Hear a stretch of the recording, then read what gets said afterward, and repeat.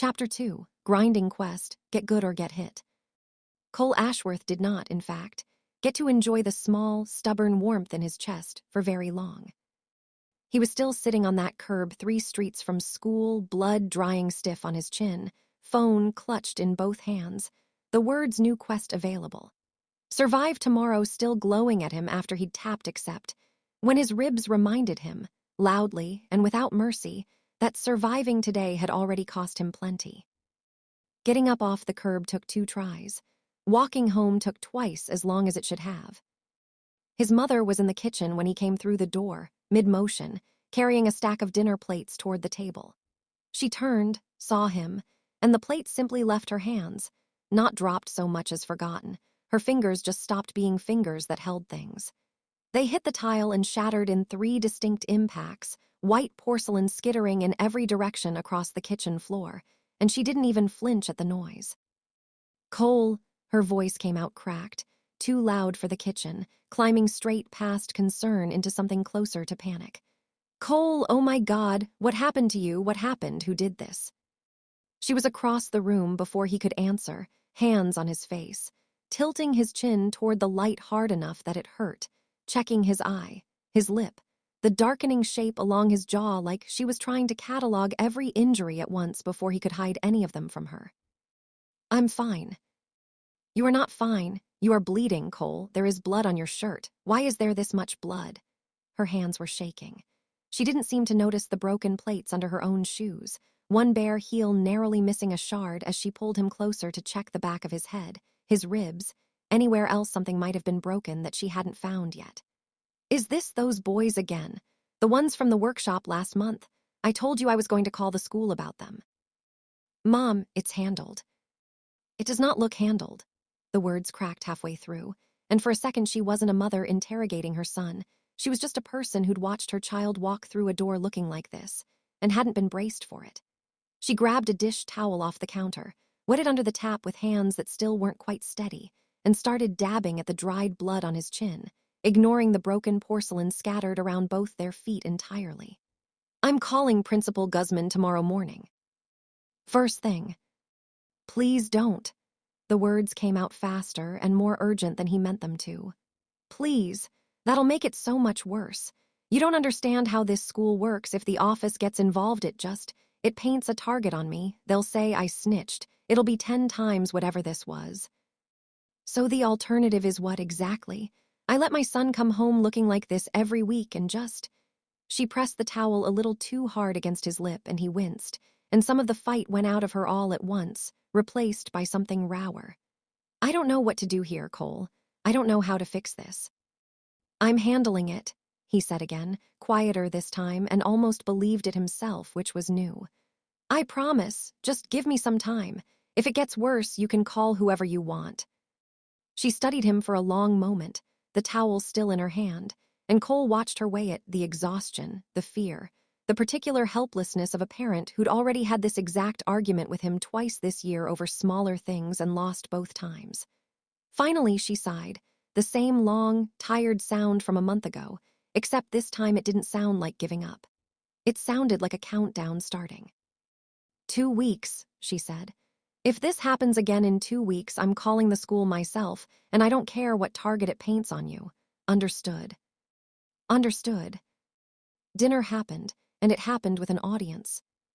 Cole's father looked up from his plate, took in the split lip and the swelling eye with the flat, appraising calm of a man reading a weather report, and set down his fork. Who was it? Dad. I'm not mad. I'm asking who it was. Some kids from school. It's handled. His father made a small noise in the back of his throat that wasn't agreement and wasn't disagreement either. You hit back. Once. Good.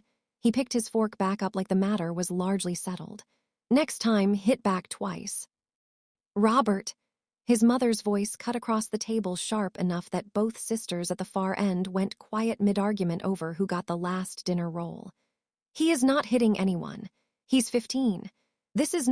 We are not doing the thing where you turn this into some kind of life lesson about toughness. He came home bleeding. I came home bleeding plenty of times at his age. Turned out fine. You broke your hand twice. Character building. Cole's two younger sisters, Maddie, 9, and Priya, 7, who had been unusually quiet for the last 30 seconds, which in retrospect should have been a warning sign, chose that exact moment to abandon the role argument entirely in favor of the much more interesting development at hand. "Wait, someone hit you," Maddie said, sitting up so fast she nearly upended her water glass. "Who? Give me names." "Maddie." "I'll fight them." She said it with the flat, total conviction of a 9-year-old who had never in her life lost a fight, mostly because she had never in her life been in one, a fact that did nothing to dent her confidence. "Priya and I will fight them, together. We'll use the tag team move." "There's no tag team move," Cole said.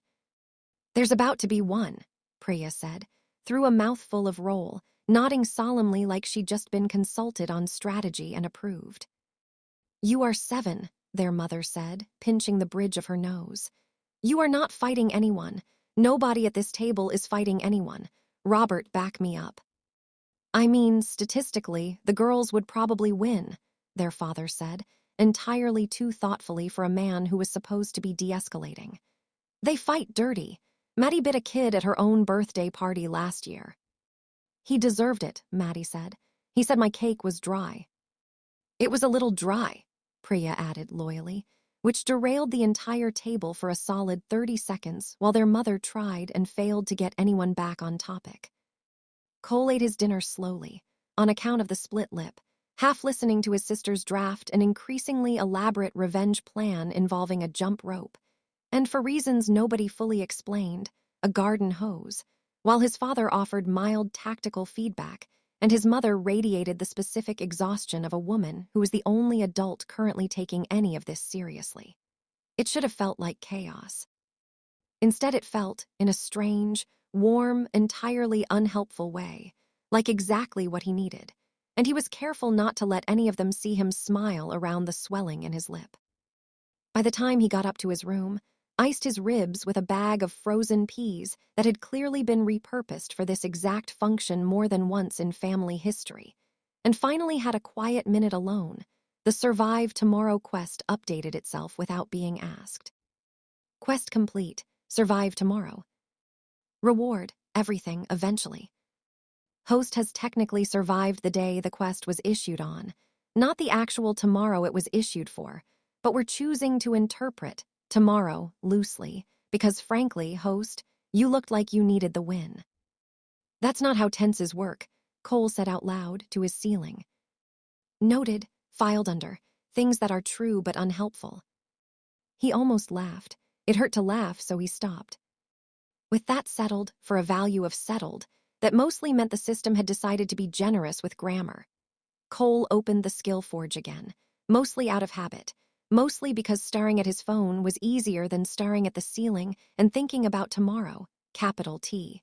The real one, the one where Derek Voss and Bruno and Marcus would all still remember exactly what he'd done. The shop hadn't changed. Basic combat, guard stance, 50 skill points. Sprint boost, 75. Iron knuckle level 1, 40. Pain tolerance level 1, 100, which still felt like a personal insult given how much use he could get out of it right now, this exact minute, for free. 10 skill points. Still not enough for anything on the list. He'd already done this math once, sitting on a curb with a swelling eye, and it hadn't magically improved in the 2 hours since.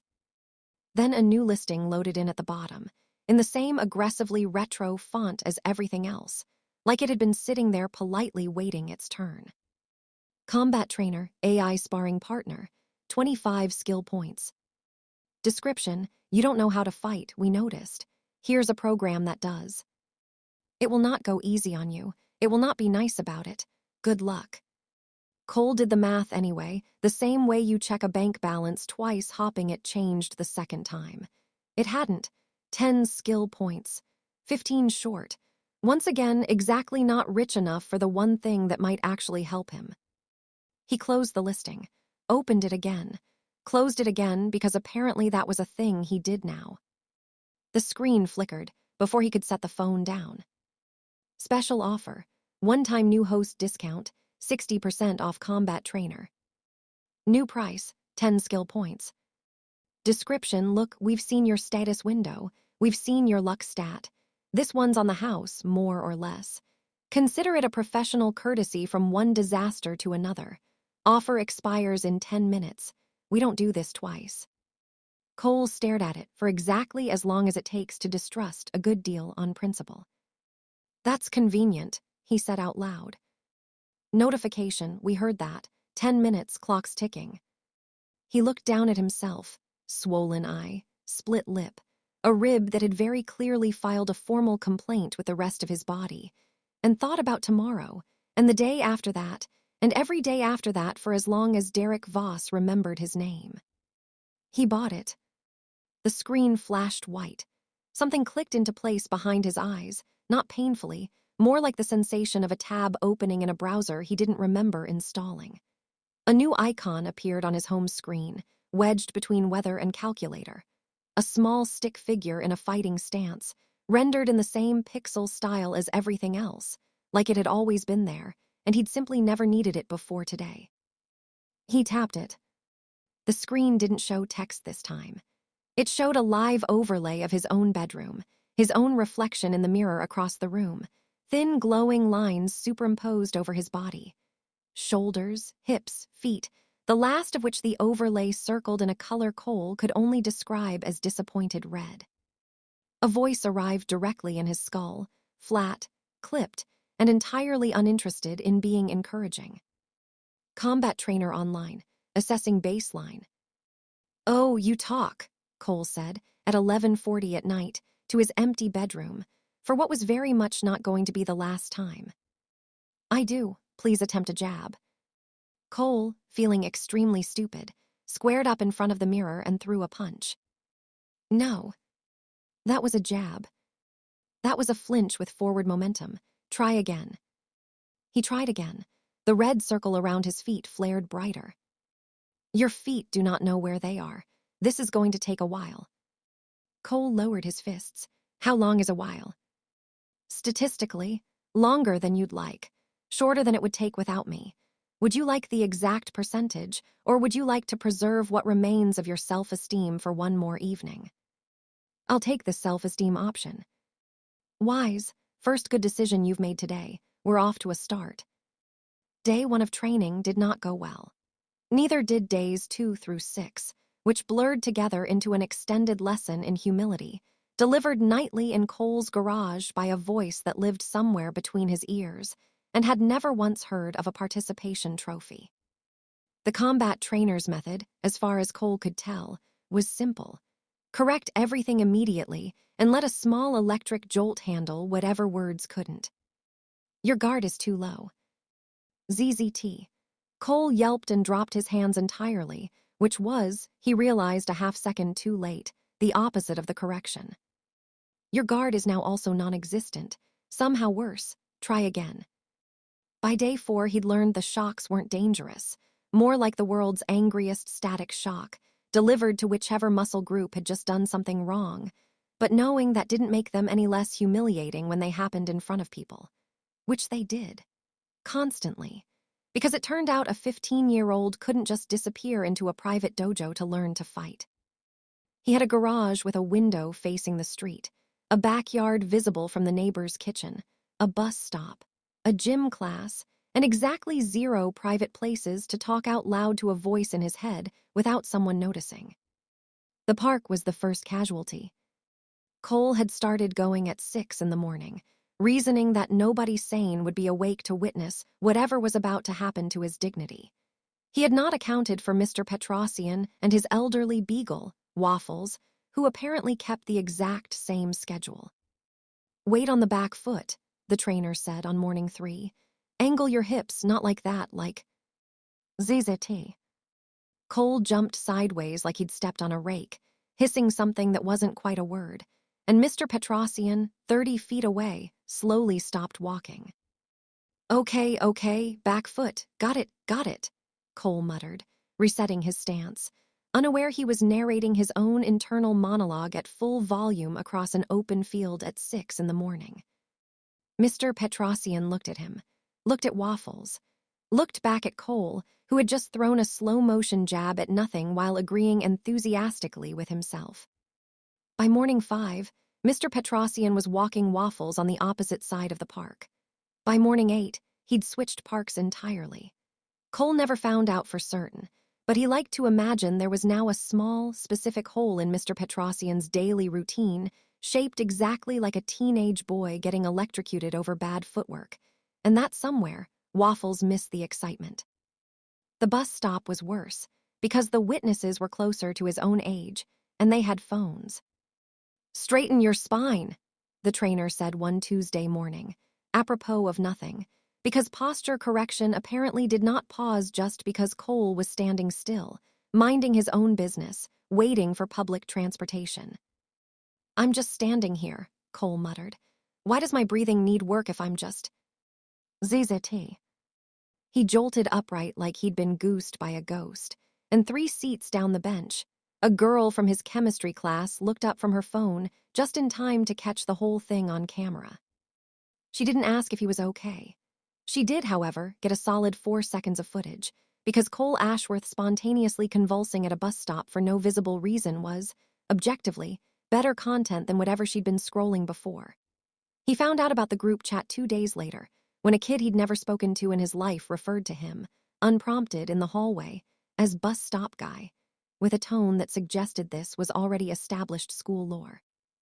By the following week, the chat had been renamed, with real enthusiasm, Bros Getting Electrocuted by God, which Cole privately felt was both inaccurate and extremely fair. PE class delivered its own contribution to the legend. Coach Ferris had them running basic footwork drills, cone shuffles, lateral steps, nothing that should have overlapped with Cole's actual training, except the combat trainer, it turned out, did not believe in boundaries or off hours. "Elbows drifting," it said, mid-shuffle in front of the entire class. "I know my elbow's out, give me a second," Cole snapped back, out loud, to a voice nobody else could hear, in the middle of gym, while 40 other students continued their drills around him like this was normal. It was not normal. Coach Ferris blew the whistle and stared at him the way you'd stare at a smoke detector that had started reciting poetry. "Ashworth, you good?" "Muscle spasm," Cole said, with the flat, practiced confidence of someone who had said this exact lie 4 times that week already, and was starting to worry it was losing its power through overuse.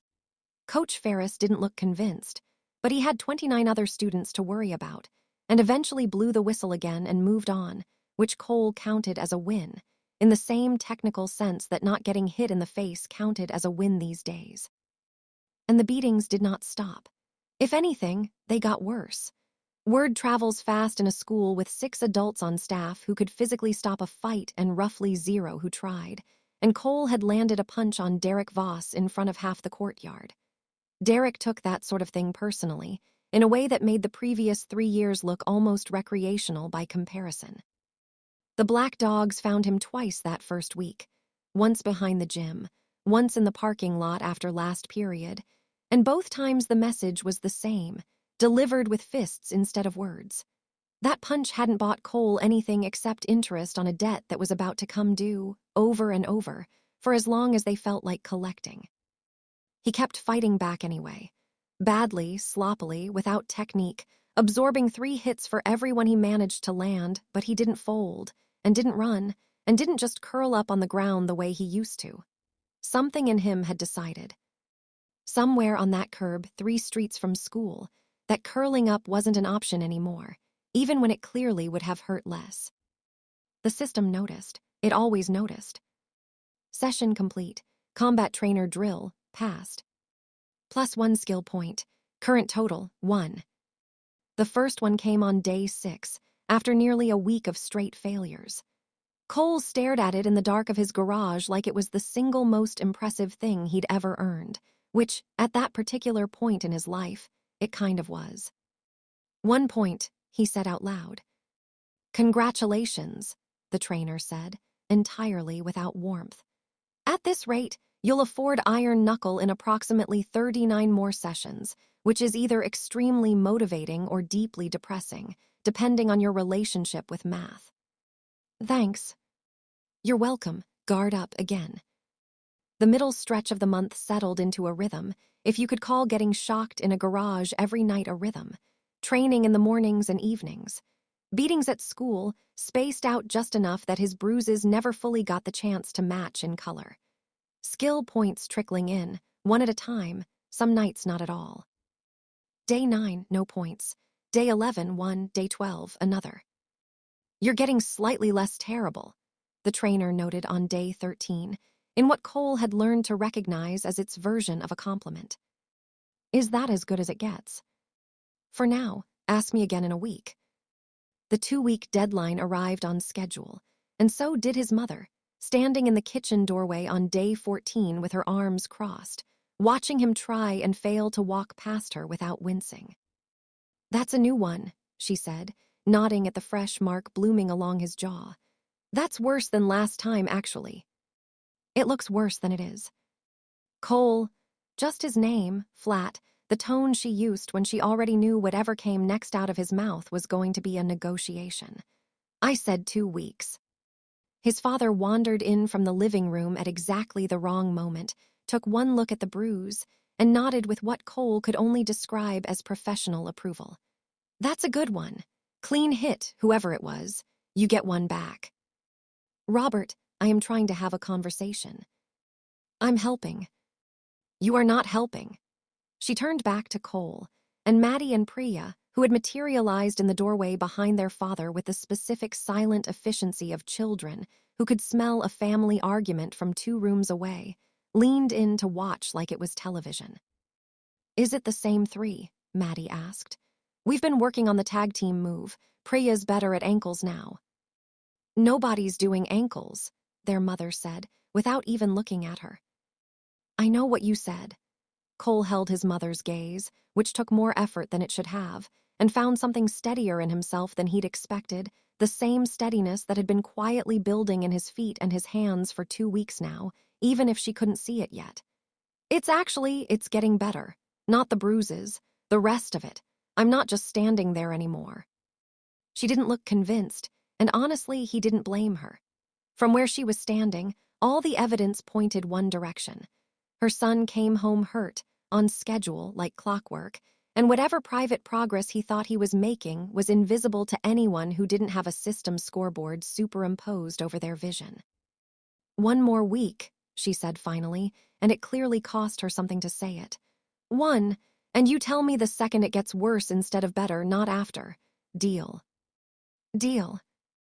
Deal, Maddie repeated solemnly, like she'd been personally included in the negotiation, and their father ruffled her hair on his way back to the living room, muttering something that sounded suspiciously like, "That's my girl," under his breath, which earned him a look from his wife that could have stripped paint. She didn't look happy about the deal. She looked like a woman postponing a decision she suspected she'd regret postponing, which, Cole understood with a small, guilty twist in his stomach, was probably exactly what she was doing. The real shift started around day 15, and it didn't happen all at once. It happened the way most real things happen, slowly, and then suddenly, and mostly while Cole wasn't paying attention to it happening at all. The trainer had stopped correcting his punches by then and moved almost entirely onto his feet. Weight stays centered. You are not a tree. Trees get chopped down. Move. Move where? Anywhere that isn't directly in front of the thing trying to hit you. This is not complicated. It was, in fact, extremely complicated, at least at first. Cole's whole life had trained him to think in straight lines and fixed points. Circuits, load-bearing joints, servo positioning, things that stayed where you put them. Footwork asked him to think in angles instead, constantly shifting, nothing ever staying still, and for 2 weeks his brain fought the concept like a corrupted file it refused to open. Then, on day 18, something clicked. He was mid-drill, sidestepping a slow, looping punch from an imaginary opponent the trainer had described only as "pretend it's Derek. This will help you focus." And instead of squaring up and eating the hit like usual, his back foot slid, his hips rotated, and the punch sailed past his ear close enough to stir his hair and hit nothing at all. Cole stood there blinking. Did I just do that? You did. I didn't get shocked. No, you didn't.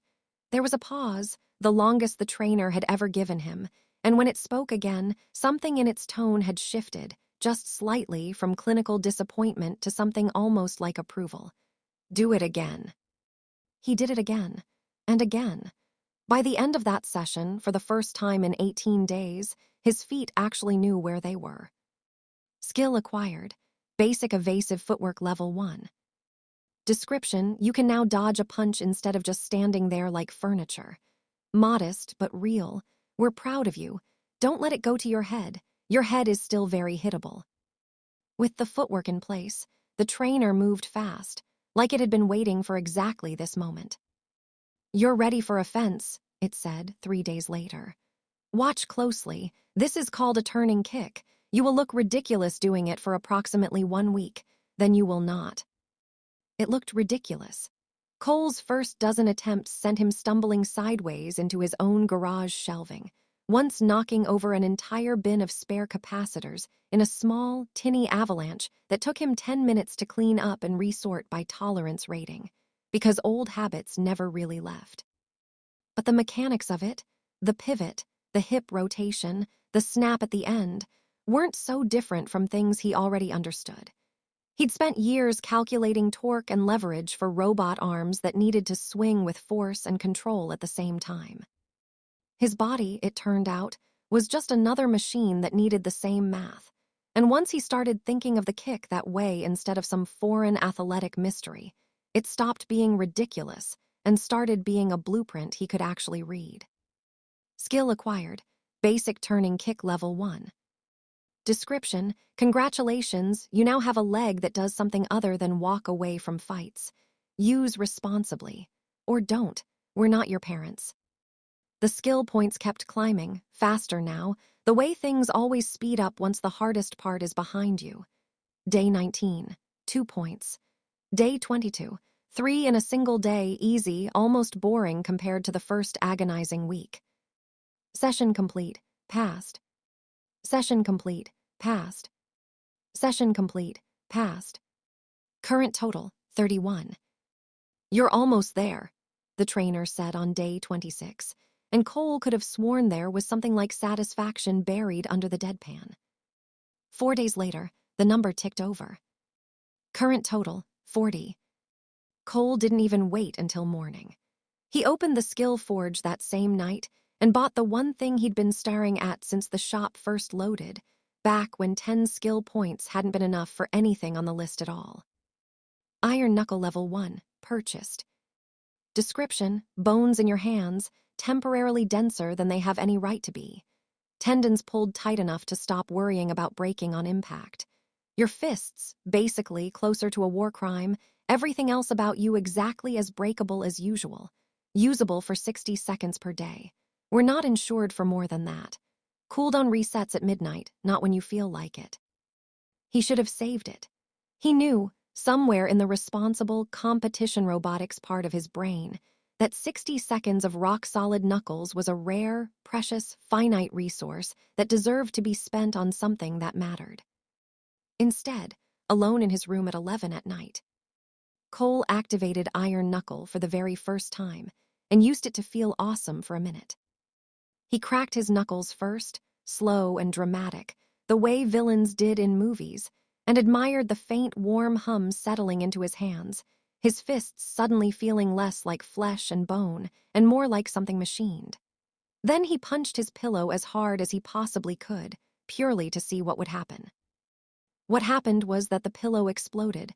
Not metaphorically, actually exploded, seams bursting under a fist that hit like a dropped brick. A soft and completely undignified blizzard of stuffing filling the air and settling gently over his desk, his lamp, and his open chemistry textbook. Undeterred, with roughly 40 seconds left on the clock, Cole turned to the mirror, flexed both arms like a bodybuilder mid-competition, and held the pose for a solid 4 seconds, admiring himself, which did nothing at all, since his arms were exactly as soft and unremarkable as they'd been that morning, but it felt appropriate at the time. Then he grabbed a walnut from the bowl of stale trail mix on his nightstand, and with complete sincerity, punched it directly on his desk. The walnut did not survive. Neither entirely did the desk, which picked up a small, dense dent that would remain there, unexplained, for the rest of the school year. Cole stared at the wreckage of the walnut, deeply satisfied, then flexed his fist experimentally against his palm, marveling at how little it hurt, and how much everything else in his life currently did. The timer hit 0. The warm hum faded, his knuckles going soft and human again mid-flex. Feathers continued, gently, to fall. There was a long pause. 60 seconds of hardened bone and tendon, the trainer said finally, in a tone that had achieved something close to genuine wonder.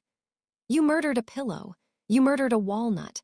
You flexed in a mirror for 4 uninterrupted seconds with arms that were entirely unaffected, for an audience of exactly nobody. It was a good pillow, Cole said, staring at the feathers, and that walnut had it coming. We're not mad, the trainer said.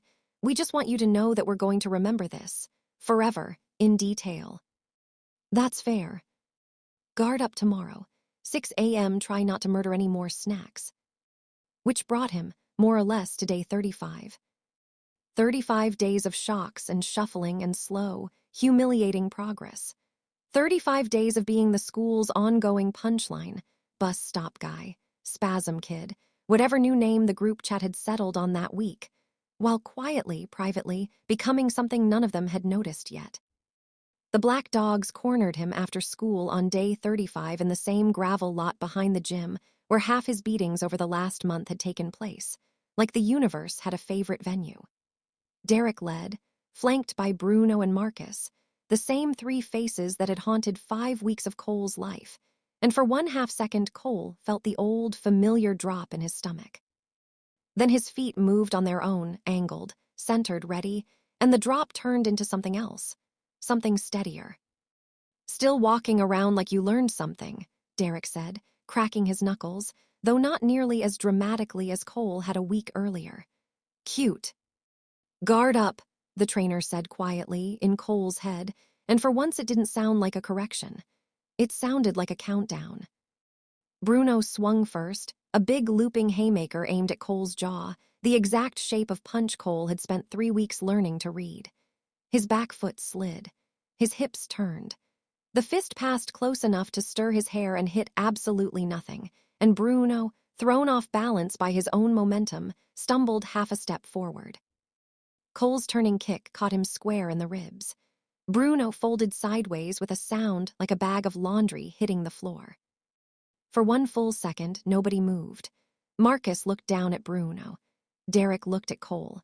And Cole, feeling something electric and unfamiliar spreading through his chest that had nothing to do with the combat trainer's shocks, realized that for the first time in 5 weeks, somebody else was afraid, and it wasn't him. Get him, Derek snapped, and Marcus lunged.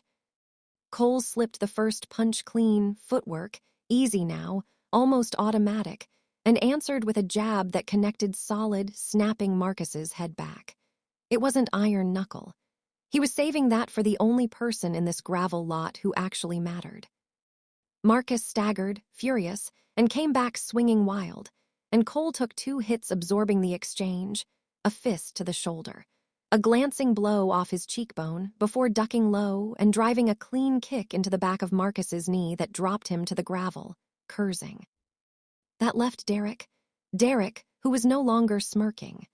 Derek, who took 1 careful step back instead of forward, sizing Cole up like he was seeing him, really seeing him, for the first time since that afternoon in the robotics workshop. Not bad, Derek said, and there was an edge under the words that hadn't been there a month ago. Doesn't matter, though. Cole didn't answer. He activated iron knuckle. The warm hum settled into both fists, knuckles and bone going dense and unyielding under the skin.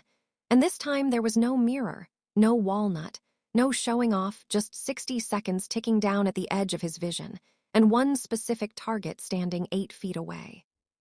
He closed the distance fast, faster than Derek expected, footwork carrying him in at an angle instead of straight on, and the first punch landed square on Derek's jaw with a crack that didn't sound like anything from the last 5 weeks of drills. Derek's head snapped sideways. He staggered back into the chain-link fence bordering the lot, and for 1 glorious, suspended second, Cole watched Derek Voss's legs actually wobble. 40 seconds left. Cole pressed forward, feeling something close to victory for the first time in his entire life. And that was exactly when Marcus, still on one knee, grabbed a fistful of gravel and flung it hard into Cole's face. It wasn't a fair hit. It wasn't even really a hit at all. But it was enough grit in his eyes, enough of a flinch, enough of a half second where his footwork forgot how to be footwork, for Derek to shove off the fence and drive a fist into Cole's stomach that emptied every bit of air out of his lungs at once. Cole went down onto one knee, gasping, iron knuckles remaining seconds burning uselessly away while he tried to remember how his own lungs worked. By the time he could see straight again, Derek was standing over him, jaw already swelling, one hand pressed to his face, breathing hard but standing, and Cole was the one on the ground. "We're square," Derek said, though his voice had lost its old lazy confidence. He spat, checked his jaw with 2 fingers, and winced. For now. Marcus and Bruno dragged themselves upright behind him, both moving slower than they had 5 weeks ago, both looking at Cole the way you'd look at a dog that had unexpectedly bitten back. Derek didn't say anything else. He just turned and walked off across the gravel lot, already pulling his phone out of his pocket, already typing something with the specific urgency of a person who no longer trusted his own crew to handle a problem. Cole watched him go, still on one knee, ribs aching, gravel dust stinging one eye, and iron knuckles counter blinking down to 0 at the corner of his vision. Wasted again. Except this time it hadn't been wasted on a pillow. His phone buzzed against his palm. Quest complete. Prove it wasn't a fluke. Reward, +2 strength, +2 agility, 15 skill points. Bonus objective failed. Derek Voss remains conscious and ambulatory. Try harder next time. Cole laughed, once painfully, into the empty gravel lot. Then he remembered his mother, and the deadline that had quietly expired 3 weeks ago without either of them mentioning it again, and the fact that he was about to walk through the front door with a black eye blooming fresh over the fatting remains of the last one. He found her in the kitchen again, same as always, and this time she didn't rush across the room. She just looked at him for a long moment, really looked, the way she had on day 14, and something in her expression shifted, slow and reluctant, like she was recalculating a number she'd already written down in pen. "You're standing differently," she said finally. It wasn't a question. "Yeah. Did you win?" Cole thought about Bruno folded over in the gravel, and Marcus limping off holding his knee, and Derek's legs wobbling against a chain-link fence for one glorious second before it had all gone sideways again. Not exactly. Not yet. His father, appearing in the doorway with the specific timing of a man who'd been listening from the hall the whole time, whistled low at the state of Cole's face and grinned like he'd just watched his son bring home a good report card. "Not yet," he repeated. "I like that. That's a growth mindset." "Robert, I'm just saying, not yet is doing a lot of work in that sentence, and I respect it." Maddie and Priya crowded in behind him, both visibly disappointed to learn they hadn't been needed. "You didn't even use the ankle thing," Maddie said, sounding personally let down. "I don't know the ankle thing." "That's the problem," Priya said, with the weary patience of a 7-year-old management consultant. His mother studied him a moment longer, then, to his enormous surprise, didn't reach for the phone. She reached for the freezer instead, pulled out a fresh bag of peas, and pressed it into his hands without a word, which was, Cole understood, its own kind of answer and possibly its own kind of terrifying, because it meant she'd stopped waiting for this to be a problem she could solve by making one phone call, and started waiting to see what he was actually becoming instead. 2 weeks, she said again, quieter this time, testing the words like they might not hold. "I mean it this time, Cole." "I know." Across town, in a booth at the back of a gas station that did more business after midnight than it ever did before it, Derek Voss sat with his phone pressed to his ear, jaw throbbing, waiting for someone older, calmer, and considerably more dangerous than 3 high school boys with a gang name they'd picked themselves to finally pick up. "Yeah," Derek said when the line connected. "It's me. I need you to bring some people, and bring the other stuff too." A pause. No, not for a robbery. He touched his swollen jaw again, gingerly, and looked back toward the school he'd just walked away from, where somewhere behind him a kid who used to cry at the sight of a broken servo motor was picking gravel dust out of his own eye and getting slowly, painfully back to his feet. For him. New quest available. They're bringing friends. Description: Derek Voss just made a phone call he wouldn't have made a month ago. Somewhere out there, someone is agreeing to bring people you have not met yet, and things you have not seen yet, to a fight that used to just be about a broken robot. Reward: unknown. We genuinely don't know yet. That's usually a bad sign. Except Cole, sitting on the gravel with his whole body aching, and a small, stubborn smile tugging at his split lip, tapped accept.